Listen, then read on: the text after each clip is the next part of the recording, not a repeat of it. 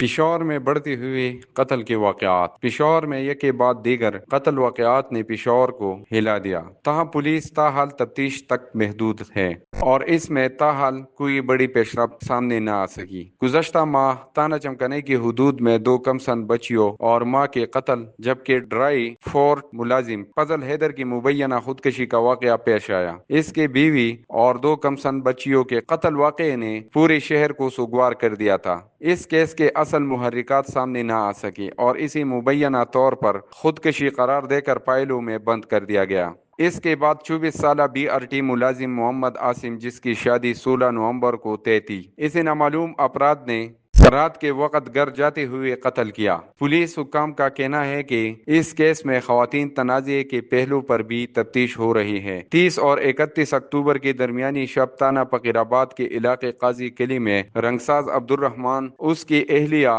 مسمات سلمہ اور والدہ نور الہدیٰ کو نامعلوم سپاہ قاتلوں نے چوریوں اور کلہاڑیوں کے وار کر کے بے دردی سے قتل کیا تھا۔ اس کیس کے حوالے سے پولیس کا کہنا ہے کہ انہوں نے ملزمان کو ٹریس کر لیا، تاہم وہ تاحال گرفتار نہ ہو سکے۔ 3 روز قبل شاہ قبول کے علاقے سے نومولود بچی کی لاش بھی برآمد کی گئی تھی۔ پشاور میں والدہ کی جانب سے کم سن بچی کو رسیوں سے باندھ کر لٹکانے اور دیگر ایسے واقعات بھی ہو چکے ہیں جو معاشرے کی بے حسی کا کھلا ثبوت ہے۔ ضرورت اس امر کی ہے کہ معاشرے میں بڑھتی ہوئی بے حسی، غربت اور ذہنی مسائل پر سنجیدگی سے توجہ دی جائے۔